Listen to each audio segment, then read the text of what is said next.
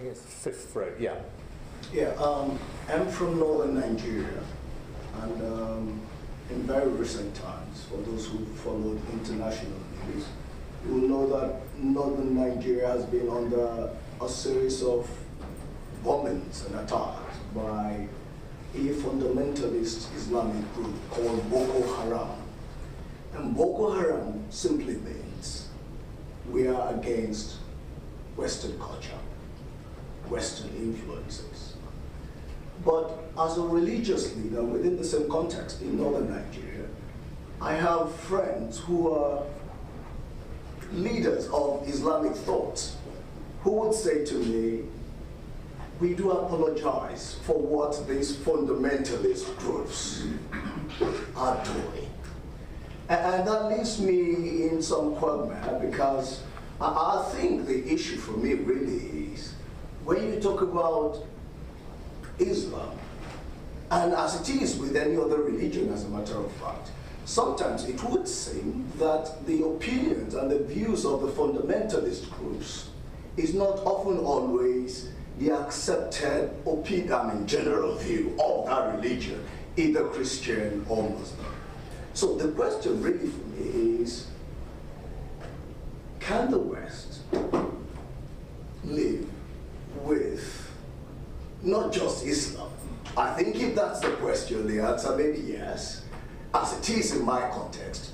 But the question really for me in my context, and I think in this context, is how do you handle the fundamentalist groups and the opinions? Okay, so in summary, again, we all know what's been happening in northern Nigeria, and the question is, how do you handle the extremist groups there who formulate an impression of the wider religious community, whether that, as in this case, is Islam or elsewhere? Yeah, and if I may just add to that, they would say we are the true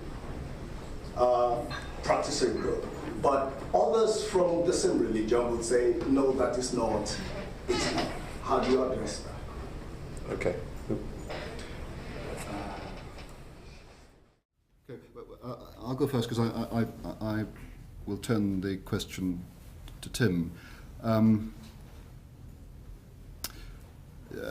that's an awfully big question, and let me just find one way into it, into an answer. I mean, I have considered whether it's worth spending time trying to persuade really radicalized people, particularly thinking about the members of the IRA. I've also read some accounts of British radicalized Muslims, and I wondered, is there any point in talking to these people? I mean, if you've ever had experience of trying to talk to, as I have, a Jehovah's Witness, it goes on a long time, and it doesn't get terribly far at the end of it. And at one point I was about to conclude that trying to talk to these people is like talking to a drunk. I mean, just a waste of time.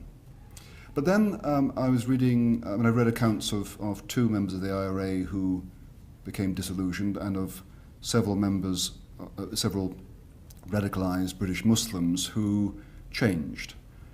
It's from their autobiographical accounts, it seems that people who look and sound as if they are completely immovable, you never know. My understanding in the case of Ed Hussein, and Tim knows this better than I, and I'd like him to comment on it, is that part of what caused his shift away from radical Islamism is he was exposed to the fact that actual Islam is a whole lot more various and richer. There's more to it than what he was told. And that mere exposure gave him, I guess, somewhere to move. But there are various ways in which deeply and rigidly held beliefs can be shifted. And engagement of some kind can be fruitful, maybe not tomorrow, but pennies get dropped that take a time to filter down. But I'd be curious to ask Tim, in speaking to or engaging with radicalized Muslims, what have you found changes their view?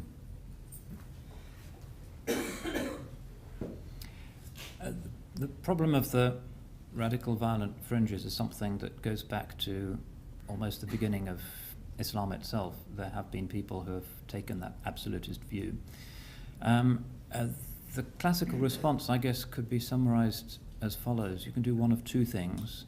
You can decapitate them, or you can cuddle them. That's what I find when I read the classical text. It's not a new problem. Legally, people who blow up or kill innocent civilians in the name of some purported Sharia objective are committing a capital crime, and a Sharia court will have them beheaded. That's a consensual position in classical Islamic law.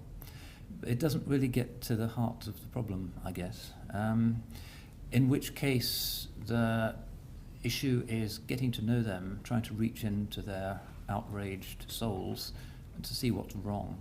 Why have they reached for that particular interpretation and not that of the mainstream? Occasionally I do deprogramming, de-radicalization with a few individuals. In some cases I can't get through to them as human beings at all. It's like talking to a kind of robot, and you get set responses, formulas. There seems to be no access to their humanity. Something has broken within them as a result of experiences, outraged pride, family members who've been tortured, whatever, and I can't deal with that. If you're prepared to spend many days with them and go for long walks with them and skirt around the issues that immediately make them take the party line, I guess it's a bit like cult deprogramming. Eventually you establish a rapport and you can see that there's some vulnerable human being there who eventually you can start to reach out to. And often nobody's ever shown them any sort of love, compassion, empathy in their lives. If you start to do that, if you can bear it, because they're often not very nice, but if you can bear to show them the compassion, the empathy, the understanding, very often you find that actually they're desperate for a way of snapping out of that crazy worldview, and that some basic humanity knows that they're being outrageous, but they're trapped in that discourse in a kind of psychological prison. It is possible to snap them out of that. Not always permanently, sometimes they go back into it later on. But it takes more patience and compassion than I possess. Unfortunately, if I see somebody like that, usually I'm not going to commit weeks to strolling with them and seeing what's wrong. I'll leave that to the saints. But it's an important question.